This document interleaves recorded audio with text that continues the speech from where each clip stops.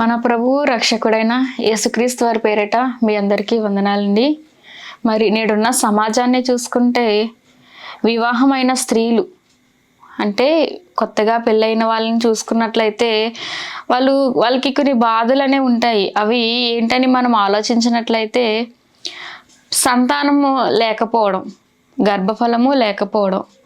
గర్భఫలము లేనందున వాళ్ళు ఇంట్లో ఉన్న వాళ్ళు ఏమంటారంటే వాళ్ళను ఒత్తిడి చేస్తూ ఉంటారు. ఎలా ఒత్తిడి చేస్తారు అని మనం ఆలోచించినట్లయితే ఇంట్లో ఉన్న యజమానుడు అంటే భర్త, వివాహం చేసుకునే భర్త, నీకు గర్భఫలం లేదు, వాళ్ళని అనేక మాటలు అంటూ ఉంటారు. మరి వివాహం చేసుకున్న భర్త ఎలా చూసుకుంటున్నాడు? వివాహం చేసుకునే భర్త తనని అర్థం చేసుకోకుండా తనని అనేక మాటలు అంటూ ఉంటారు. అలాగే ఇంట్లో ఉన్న ఆడపడుచులు కానివ్వండి, ఇంట్లో ఉన్న అత్తగారు, ఎవరైతే ఆ కుటుంబీకులు ఉన్నారో వారందరూ కూడా ఆ యొక్క స్త్రీని అర్థం చేసుకోకుండా తనని లేనిపోని మాటలతో వాళ్ళని బాధ పెడతా ఉంటారు. మరి దేవుడు ఆ గర్భఫలాల కోసం, ఆ యొక్క స్త్రీ కోసం ఈ దైవ గ్రంథంలో ఏమి రాయించాడో మనం చూసుకున్నట్లయితే కీర్తనల గ్రంథము 127 అధ్యాయము 3వ వచనం మనం చదువుకుందాం. కీర్తనల గ్రంథము 127 అధ్యాయం 3వ వచనం.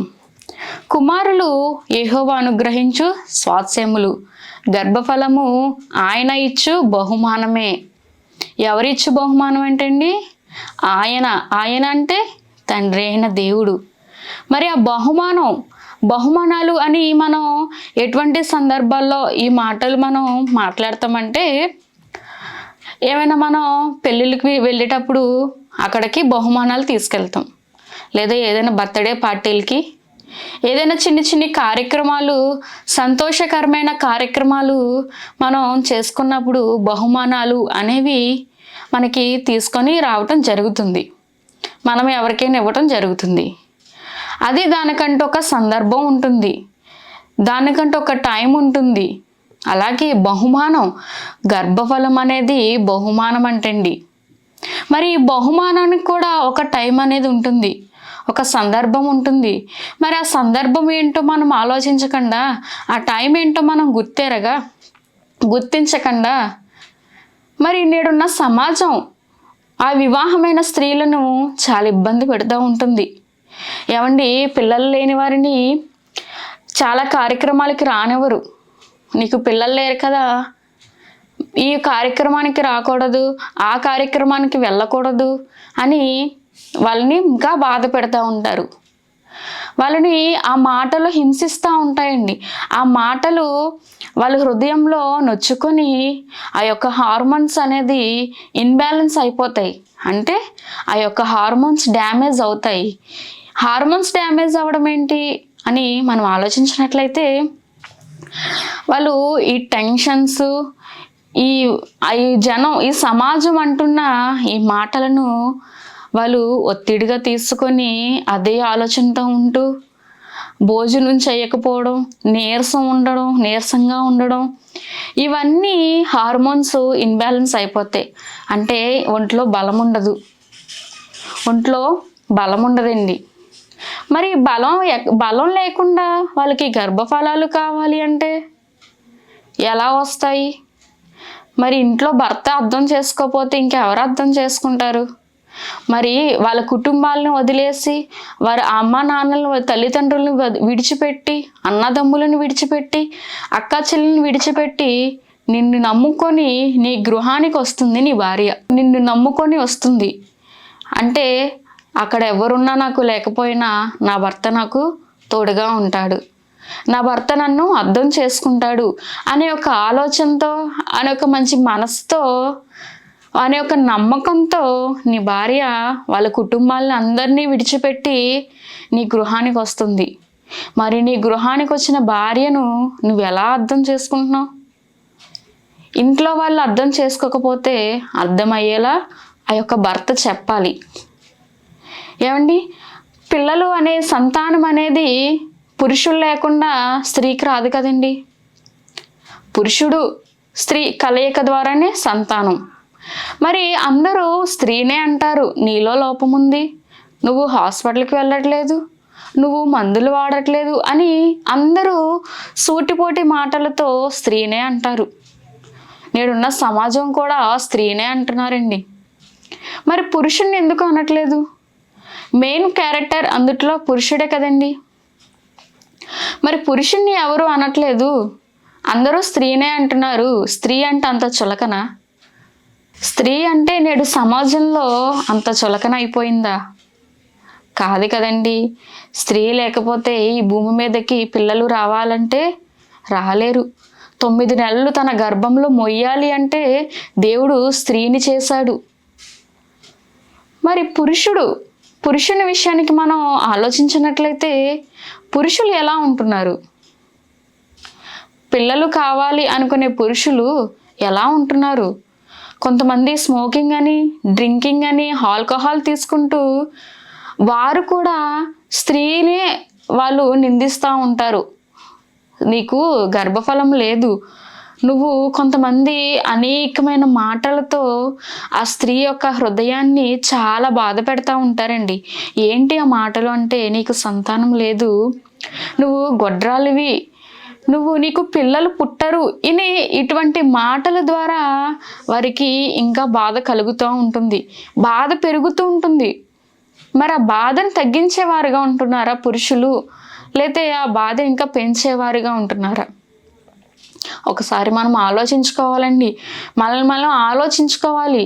ఇంట్లో భార్యను ఎలా చూసుకుంటున్నావు? నేడున్న సమాజంలో అస్సలు రోజులు బాగాలేదు. ఇంట్లో భార్యను ఒకలాగా, వీధిలో ఒకలాగా, ఇవన్నీ వేసేవి పురుషులండి. మెయిన్ క్యారెక్టర్ పురుషులు. నేను పురుషుణ్ణి, నేను మగాణ్ణి, నేను కాలర్ ఎగరేసుకొని తిరుగుతానంటే ఎలా కుదురుతుందండి? మెయిన్ క్యారెక్టర్ వీళ్ళే కదా. మరి ఈ నేడున్న సమాజం అంటే ఆ కుటుంబంలో ఉన్న నేను మగాణ్ణి, నేను పురుషుణ్ణి కదా, నేను కాలర్ ఎగరేసుకొని తిరుగుతాను, నాకు ఇష్టం వచ్చినట్టు నేను బ్రతుకుతాను అంటే వివాహమైన తర్వాత ఎలా కుదురుతుందండి? కుదరదు కదా.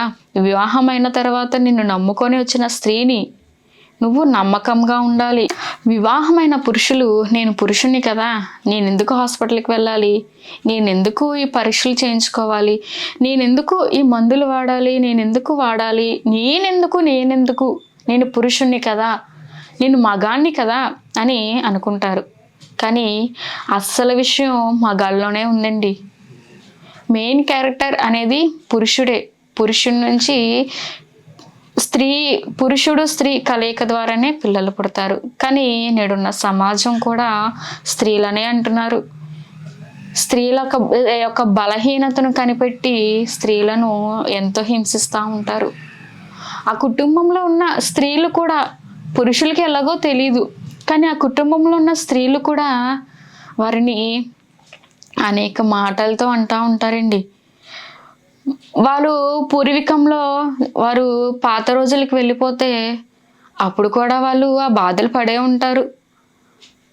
వాళ్ళు కాకపోతే వాళ్ళ అమ్మ లేతే వాళ్ళ అక్క ఎవరో ఒకరు ఆ బాధ అనుభవించే ఉంటారు. ఆ బాధ అనుభవించినా సరే, ఈ బాధ వాళ్ళు అనుభవించినా సరే వాళ్ళు ఆ మాటలు అంటానే ఉంటారు. నీకు పిల్లలు లేరు, నువ్వు గుడ్రాలివి. ఈ యొక్క మాటలు అనేవి ఆ స్త్రీని చాలా బాధ పెడతా ఉంటాయి.